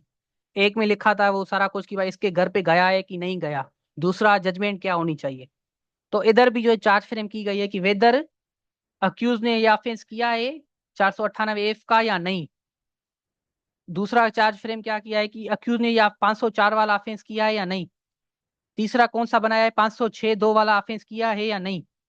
ये तीन चार्ज फ्रेम। उसके बाद what should the judgment be, तो ये सारी चीजों के बाद फैसला क्या होना चाहिए, तो ये जज इसकी चार्जों का जवाब देगा जजमेंट में। तो ये हो गई चार्ज फ्रेम, ये आपको मेंशन करनी है अपील में। उसके बाद ये लिखेंगे कि भाई एविडेंसेस जो चले, तो एविडेंसेस में क्या हुआ कि भाई केस को प्रूव करने के लिए प्रोसिक्यूशन ने एग्जामाइन किया कंप्लेनेंट को और उसके PWs को। अच्छा, PWs का मतलब क्या होता है, प्रोसिक्यूशन विटनेस। प्रोसिक्यूशन जो कंप्लेनेंट साइड जो भी होती है विटनेसेस, उसको हम जजमेंट में शॉर्ट में लिखते हैं PWs। ठीक है, तो ये आप नोट कर लीजिएगा, इसका फुल फॉर्म ये है। और नंबर भी देते हैं, PW1, PW2, PW3, अगर एक से ज्यादा है तो नंबर देते हैं। तो PW1 जो है वो बिलाल है, वो क्या है, बैंक मैनेजर है, उसको एग्जामिन किया गया। उससे पूछा गया कि who produce a copy of memo of staff transaction. अच्छा, इसने जो है दी थी कॉपी, बिलाल ने ये कॉपी दी कि भाई इस अकाउंट में पैसे नहीं है, और उसकी कॉपी ऑफ एप्लीकेशन जो मूव की गई टू हिम बाय अक्यूज्ड। इसका मतलब क्या है कि भाई अक्यूज ने इसके साथ जो है बिलाल है, मैं आपको सिंपलीफाई कर देता हूँ ये चीज जो लिखी हुई है कि भाई जो बिलाल जो भी आपका अक्यूज जो वहीद है, उसने क्या किया था, उसने चेक दिया था, बिलाल जो बैंक मैनेजर है जो PW1 भी है, उसको चेक दिया था कि भाई तुम मुझे पैसे निकाल के दो। उसने जो चेक देख के बताया कि भाई जो है अकाउंट में तो इतने पैसे ही नहीं, तो उसने जो है एक मेमो दे दिया कि भाई ट्रांजेक्शन स्टॉप कर दो, क्योंकि जो भी चेक है वो डिसऑनर हो गया है, अगर आपको ट्रांजेक्शन चाहिए तो दूसरा चेक लेकर आओ। तो ये सारी चीज लिखी हुई है, क्योंकि ला की थोड़ी लैंग्वेज टिपिकल होती है, तो इस वजह से इसको ओवर सिंप्लीफाई करना जरूरी है। उसके बाद डिफेंस ने क्या कहा इस सिचुएशन में कि भाई इन डिफेंस अक्यूज ने अपनी स्टेटमेंट रिकॉर्ड कराई। आप जब भी अखबार पढ़ेंगे उसमें आप ये सेक्शन जरूर पढ़ेंगे, 340 और 342, उसमें स्टेटमेंट रिकॉर्ड होती है कि भाई अक्यूज की स्टेटमेंट रिकॉर्ड की गई। उसने जो है क्या किया था, अक्यूज ने अपनी जो स्टेटमेंट दी थी वो आप इधर मेंशन करेंगे। एक तो लिखेंगे कि भाई अक्यूज की स्टेटमेंट रिकॉर्ड की गई अंडर सेक्शन 342। उसके बाद वो लिखेंगे कि उसने कौन सी जो है स्टेटमेंट दी। भाई अक्यूज ने, अब क्योंकि भाई अक्यूज से पूछा गया कि भाई तुमने चेक जब दिया तो क्यों दिया जब तुम्हारे अकाउंट में इतने पैसे ही नहीं। तो अक्यूज ने कौन सी स्टेटमेंट दी कि भाई मैं तो अपने जो है चेक साइन करके रखता हूँ, मैं क्योंकि अक्सर अमेरिका जाता हूँ अपने मेडिकल चेकअप के लिए, और मुझे अपनी फैमिली को पैसे निकलवाने होते हैं मेरे एब्सेंस में, मेरी गैर हाजिरी में। तो इस वजह से मैं सिग्नेचर कर देता हूँ ताकि मेरी फैमिली को आसानी हो जाए, मैं अमेरिका होता हूँ अक्सर। और इसने फर्दर क्या कहा कि भाई मेरा चेक जो है साइंड चेक वो मिसप्लेस हो गया, और इस वजह से जो है वो चोरी हो गया। चोरी होने के बाद इस फिलाने बंदे ने क्या कर दिया, मेरे से पैसे निकाल लिए और ये झूठा एग्रीमेंट बना रहा है। तो ये इसकी स्टेटमेंट है। और आपकी सिचुएशन में जो भी स्टेटमेंट होगी अपनी जो अक्यूज की, वो आप इधर मेंशन करेंगे। हमने ये सपोज किया है कि यही स्टेटमेंट है, तो हमने इधर ये लिख लिए। उसके बाद हम क्या लिखेंगे, जो कि भाई कोर्ट ने क्या फाइंडिंग्स दी है। पहले तो हमने चार्ज फ्रेम देखी, चार्ज फ्रेम के बाद जो है देखा कि भाई कैसे एविडेंस आया, एविडेंस के बाद जो स्टेटमेंट ऑफ अक्यूज है वो क्या थी। उसके बाद जज ने क्या किया, कि जज ने क्या किया, in the light of evidence and arguments जो भी जो है पहले एडवांस किए गए, ट्रायल कोर्ट ने क्या दिया, फाइंडिंग्स नंबर 1, 2, 3 एंड 4 दी। और उसमें क्या किया, अपीलेंट और अक्यूज को क्या किया, कन्विक्ट किया। और क्या किया, 2 साल की सजा दी, 2,000 का फाइन लगाया। जजमेंट कौन सी थी, जजमेंट डेट फिला फिला। उसके बाद लिखते हैं हम ये जजमेंट, ये सारी स्टोरी हम फैक्ट में लिखते हैं। ये अभी फैक्ट चल रहे हैं, पहले एफआईआर से फैक्ट निकालेंगे, फिर पुलिस रिपोर्ट से फैक्ट निकालेंगे। उसके बाद जो भी चार्ज फ्रेम की जाएगी वो निकालेंगे, चार्ज फ्रेम के बाद एविडेंस की सारी चीजें मेंशन करेंगे। उसके बाद अक्यूज की स्टेटमेंट होगी, और जज ने क्या फैसला दिया वो लिखेंगे। उसके बाद अब हाई कोर्ट को बताते हैं हम कि भाई हम इससे एग्रीड हैं, हम डिससेटिस्फाइड हैं फिलानी जजमेंट से, लिहाजा ये अपील जो है अक्यूज हमारा जो है प्रेफर कर रहा है ऑन दी फॉलोइंग ग्राउंड्स। अब ये फैक्ट्स हो गए सारे कुछ, सजा तक फैक्ट्स आ गए सारे। उसके बाद हम ग्राउंड्स बनाएंगे, कौन से ग्राउंड पे ये अपील जो है अलो की जाए, और अपील जो है अलो करके जो फलाना जो भी जजमेंट है उसको जो है सेट असाइड किया जाए, उसको डिक्लेयर किया जाए इलीगल या अनलॉफुल। तो वो हम ग्राउंड्स अपनी तरफ से जो है बनाएंगे। फैक्ट्स अमूमन क्या होते हैं, ये आप निकलवाते हैं एफआईआर में, आप निकलवाएंगे, अपनी तरफ से नहीं बनाते, चालान से निकालेंगे। चार्ज फ्रेम आप अपनी तरफ से नहीं बना सकते, चार्ज फ्रेम क्या करेंगे, जजमेंट से निकालेंगे। और जज चार्ज फ्रेम में आपको एक पेज भी मिलता है जब ट्रायल चलता है, जजमेंट में भी लिखे होते हैं कौन सी जो जज ने चार्ज फ्रेम की थी। उधर से आप निकल आएंगे, अपने हाथ से नहीं बनाएंगे। उसके बाद जो भी एविडेंसेस होंगे उसकी डिटेल्स आप देंगे, अपने हाथ से कोई एविडेंस नहीं बनाएंगे। उसके बाद जो आपके स्टेटमेंट दी अपने अक्यूज ने वो भी आप सेम इट इज मेंशन करेंगे। उसके बाद जज ने जो फैसला दिया है वो आप सेम इट इज मेंशन करेंगे। उसके बाद लिखेंगे कि भाई मैं डिससेटिस्फाइड हूँ। आपका जो काम होगा वकीलों का वो होगा इस ग्राउंड में, फैक्ट में आपका काम ही नहीं होगा। फैक्ट में जो चीजें आपको मिलेंगी वो आप उधर ही मेंशन करेंगे। आपकी जो वकालत का आर्ट है वो इधर आपका देखा जाएगा ग्राउंड्स में। तो हम ग्राउंड्स देखते हैं कि क्या क्या ग्राउंड्स हम बना सकते हैं। कि भाई ये जो जजमेंट दी गई इम्प्यून्ड, इम्प्यून्ड इसको बोलते हैं, प्रोनाउंसिएशन इसकी है इम्प्यून्ड, ये गलत है on the facts and law. एक तो फैक्ट्स के ग्राउंड्स पे जो इसको गलत करार करते हैं हम, एक दूसरा है लॉ के ग्राउंड्स पे। तो फैक्ट्स के ग्राउंड से लॉ के ग्राउंड पे ये दोनों गलत है। और ज्यादा हम ग्राउंड्स क्या देंगे, ये जो जजमेंट पास की है ट्रायल कोर्ट ने, ये लॉ के अगेंस्ट है, क्योंकि इन्होंने क्या किया, एविडेंसेस को गलत तरीके से पढ़ा है, मिसरीड किया है, नॉन रीड किया है, जो हमारे अक्यूज ने पेश किए हैं। इन्होंने सिर्फ जो है कंप्लेनेंट साइड के एविडेंस को देखा है, हमारी तरफ के जो एविडेंसेस है उनको तो इसने कंसीडर ही नहीं किया। इस वजह से ये क्या है, लॉ के अगेंस्ट है। उसके बाद हमने कौन सा ग्राउंड दिया हुआ है कि भाई जो ट्रायल कोर्ट ने उसने कंप्लीटली फेल किया है टू अप्रिशिएट द एविडेंसेस जो पेश किए हैं किसने, डीडब्ल्यूज ने। अब ये डीडब्ल्यू कौन सी बला है, डीडब्ल्यू का मतलब है डिफेंस विटनेस। अगर कंप्लेनेंट का होगा तो पीडब्ल्यू, अक्यूज का कोई विटनेस होगा तो डीडब्ल्यू। तो ये आप नोट कर लीजिएगा। उसके बाद हम कौन सा ग्राउंड देते हैं कि भाई अपीलेंट अक्यूज, अब ये इधर दे रहे हैं, जो हम पहले देते थे हम इधर नीचे दे रहे हैं, क्योंकि अभी जजमेंट आ गई है तो पहले हम जजमेंट की बातें करेंगे कि भाई ये जजमेंट सही नहीं। उसके बाद हम लिखेंगे हमारा जो एपिलियंट का अक्यूज है वो बहुत ही शरीफ है, पीस लविंग है, और इसकी कोई किस्म की कनेक्शन नहीं है। नेक्सस का मतलब है कनेक्शन। ये मैंने रिपीट किया था प्रीवियस क्लास में, आज भी रिपीट कर रहा हूँ। ला में जो है ये यूज आप कर सकते हैं, नेक्सस, बहुत इसका इंप्रेशन अच्छा जाता है लीगल लैंग्वेज जब आप यूज करेंगे। और मैंने आपके साथ लीगल लैंग्वेज शेयर भी की है ग्रुप में, तो काइंडली उसको थोड़ा रिव्यू कर लीजिएगा। उसके बाद जो भी ग्राउंड्स होंगे वो आप बनाएंगे। जैसे हमने इधर जो है किया कि भाई प्रोसिक्यूशन स्टोरी है, उसमें क्या लिखा है, कंप्लेनर ने 50 लाख रुपए दिए, उसने एग्रीमेंट भी नहीं बनाया, और ट्रायल कोर्ट ने ये फैक्ट कंसीडर करना ही भूल गई। इतनी बड़ी रकम देना बिना किसी एग्रीमेंट के, ये तो हो ही नहीं सकता। और ये जो ट्रायल कोर्ट ने ये फैक्ट कंसीडर करना ही भूल गई और फेल हो गई इस सिचुएशन में, और सिर्फ जो एविडेंस जो पीडब्ल्यू ने दिए हैं उसको जो है सिर्फ रिलाय किया है। तो ये सारा कुछ इसका ग्राउंड आप बनाएंगे। उसके बाद क्या लिखेंगे, भाई डिड रिलायंस ट्रायल कोर्ट ने ये चीज भी जो है फेल करना जो इसने ये चीज कंसीडर करना भूल गई कि भाई जो कंप्लेनेंट ने उसने एक ही किस्म का विटनेस भी नहीं दिया, विटनेस उसने प्रोड्यूस नहीं किया जो उसके वर्जन को सपोर्ट करे, जो भी उसकी स्टोरी है। इस वजह से जो है इसकी स्टोरी अभी जो है क्या है, इसको जो है कोर्ट ने ये कंसीडर नहीं किया, लिहाजा हमारी अपील को अलो किया जाए। क्योंकि ये इतनी बड़ी बात, क्योंकि आप एक बात कर रहे हैं तो आपका एक दो विटनेस तो होना ही चाहिए। 50 लाख रुपए आप ऐसे कैसे दे सकते हैं किसी बंदे को, दो विटनेस होना तो लाजमी है, रिक्वायरमेंट है ला की। तो इस वजह से वो आप ग्राउंड बनाएंगे। अगर आपका ये ग्राउंड डिसऑनर ऑफ चेक का अगर आपका केस है, जो भी आपका अपना केस होगा वो आप ग्राउंड्स बनाएंगे। उसके बाद ये आपने ये ग्राउंड बनाया था कि 489F में जो है अगर सिक्योरिटी के तौर पर आपने चेक दिया है किसी को, तो 489F नहीं बनेगा। तो वो हमने प्रीवियस लेक्चर्स में ये कवर किया था डिटेल से कि ये सिक्योरिटी से कैसे होता है, तो आप वो देख लीजिएगा। उसके बाद एप्लीकेंट और अक्यूज ने ये थ्रेट ही नहीं दिया है, इस वजह से ये 506 वाला मिस अप्लाइड है। केस को ज्यादा कॉम्प्लिकेट करने के लिए किया गया है, बाकी ऐसी किस्म की धमकियां इन्होंने नहीं दी है। और ना ही ये हैबिचुअल ऑफेंडर है, ना ही हार्डेड क्रिमिनल है, इस वजह से इनको नरम हाथों से डील किया जाए। ये हम बेल में भी यही ग्राउंड बनाते हैं, अपील में भी यही बनाने हैं। उसके बाद ये जो भी आपके अच्छे ग्राउंड लग सकते हैं, लग रहे हैं आपको, वो आप बना सकते हैं। अपील में हम ये हैबिचुअल ऑफेंडर का इस वजह से बनाते हैं क्योंकि एक बंदा अगर प्रीवियसली कन्विक्टेड है तो उसको थोड़ा बहुत ला जो होता है वो सख्त नजरों से देखता है। तो इस वजह से हम ये मेंशन करते हैं कि भाई हमारा क्लाइंट क्या है, हैबिचुअल ऑफेंडर है ही नहीं, इसको पहली बार ये ऑफेंस में डाला गया, इस वजह से इसको सॉफ्ट हैंड से डील किया जाए। उसके बाद अगर ये अपील अलो नहीं की गई, अक्यूज को कोई नहीं किया गया, तो ये इंसाफ की बालादस्ती नहीं रहेगी। और बहुत से ग्राउंड हम जब ये अपील सुनी जाएगी उससे कोर्ट से परमिशन लेकर करेंगे, और जो भी एडवोकेट होगा अपीलेंट का जो सारा कुछ हैदराबाद एटेड। ये हो गई अपील की ड्राफ्टिंग। उसके बाद अपील के साथ साथ आप एफिडेविट ड्राफ्ट करेंगे। एफिडेविट में रिपीट नहीं करता क्योंकि हमने बहुत बार ये एफिडेविट रिपीट किया हुआ है। आप ये खुद भी देख सकते हैं, ये सिंपल होता है, इतना इसमें कॉम्प्लिकेटेड कोई चीज होती नहीं जो हम रिपीट करें।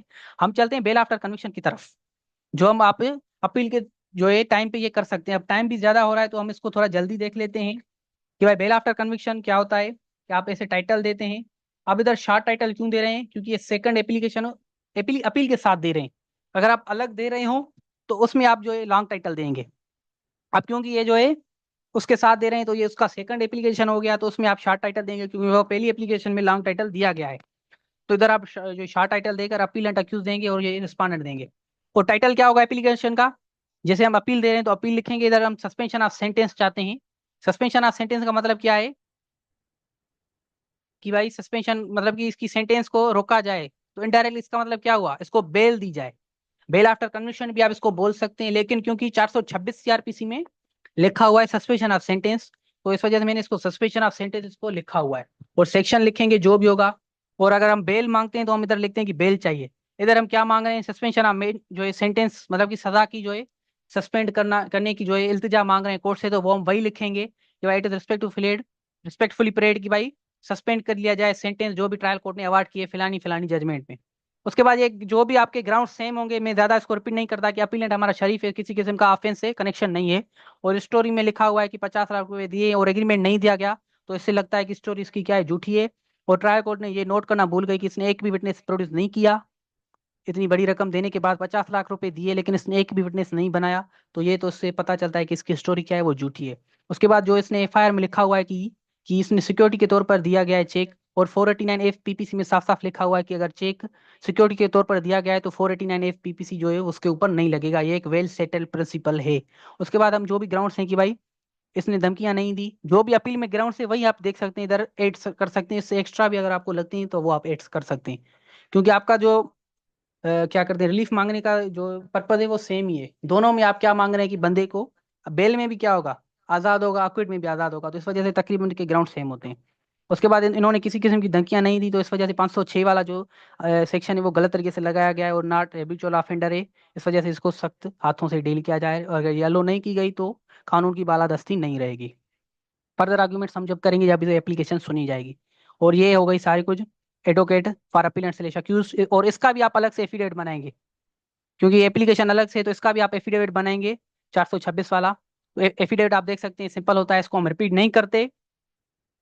तो ये थी आज की एप्लीकेशन कि भाई अपील जो होती है वो कैसे ड्राफ्ट करते हैं, उसके साथ साथ जो भी होता है कि भाई जो उसके साथ बेल आफ्टर कन्विक्शन होती है कि वो कैसे ड्राफ्ट की जाए। तो उसको वो हमने देखा कि आज का जो हमारा जो भी अपील भी हमने देखी, और हमने जो है बेल आफ्टर कन्विक्शन भी देखी। अब अपील हमने कौन सी देखी, अपील अगेंस्ट कन्विक्शन हमने देखी, और उसके साथ साथ हम बेल आफ्टर कन्विक्शन भी ड्राफ्ट करते हैं। तो हमारा जो नेक्स्ट लेक्चर होगा उसमें हम देखेंगे अक्विटल अपील।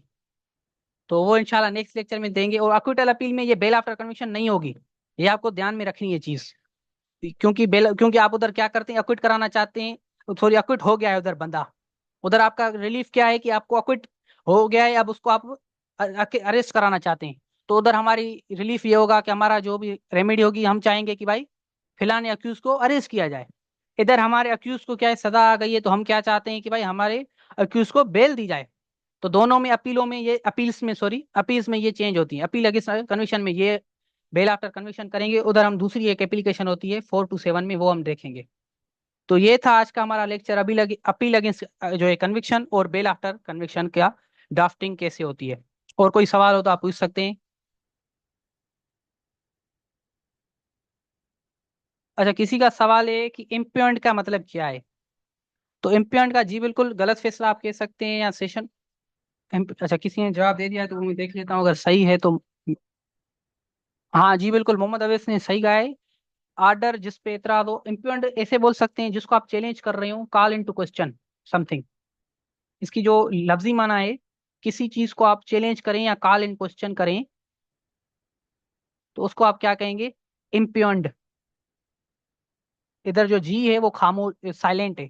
इम्पियंड कि भाई मैं इसके खिलाफ इसको चैलेंज करता हूं, मैं इसको नहीं मानता, ये चीज मुझे सही नहीं लग रही, आपको ये लगे कि ये सच्ची नहीं है, तो उसको हम बोलेंगे इम्पियंड। आई होप कि आपके सवाल का जवाब क्लियर हो गया होगा।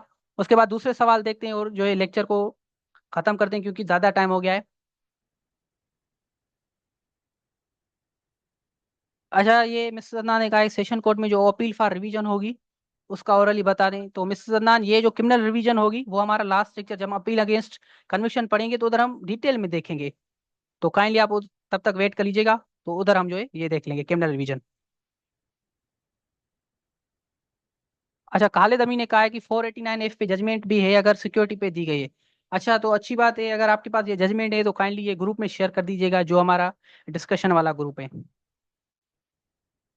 अच्छा, कि पीपीसी 489 पे इफेक्ट नहीं करती। अच्छा, खालिद अमी ने कहा है कि एक जजमेंट है सुप्रीम कोर्ट में, उसमें ये लिखा हुआ है कि 489 इस प्रिंसिपल पर इफेक्ट नहीं करती। तो आई होप कि ये, अच्छा एक मैं आपके साथ बात शेयर कर दूं कि ये जो हाई कोर्ट की या सुप्रीम कोर्ट की जजमेंट्स होती हैं, ये टाइम टू टाइम जो होती हैं इनमें अपनी बात करते हैं। अब ये जो मैंने जो ग्राउंड दिया है ये प्रीवियस जजमेंट के बेसिस पे दिया हुआ है। अभी ये न्यू जजमेंट होगी तो शायद हो सकता है कि ये जो आपकी बात है वो सही हो।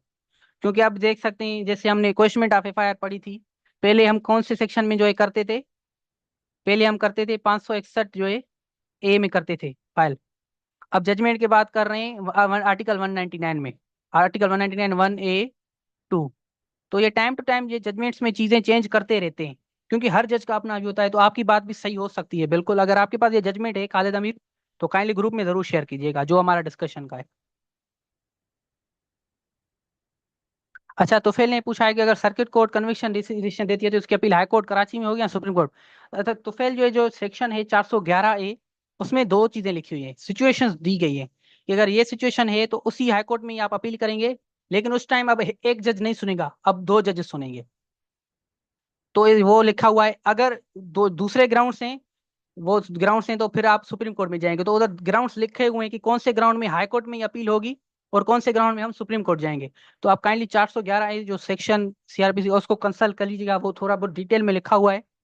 तो वो आप उधर देख लेंगे तो आपको सारा क्लियर हो जाएगा कौन सी सिचुएशंस हैं जिसमें हम जो हाई कोर्ट में ही जाएंगे और कौन सी सिचुएशन में हम सुप्रीम कोर्ट में जाएंगे।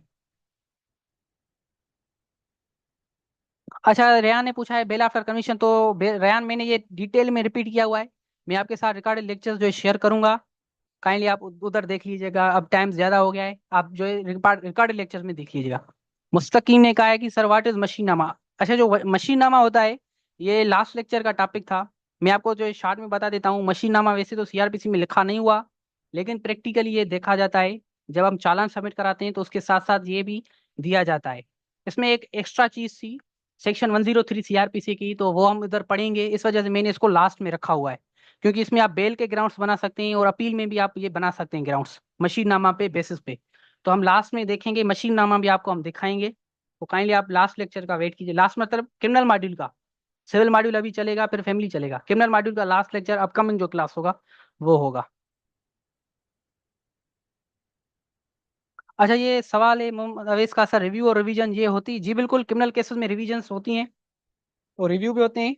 वो हम पढ़ेंगे, क्रिमिनल रिवीजन जब पढ़ेंगे तो उधर हम देख लेंगे कौन से सेक्शन में क्रिमिनल रिवीजन होती है।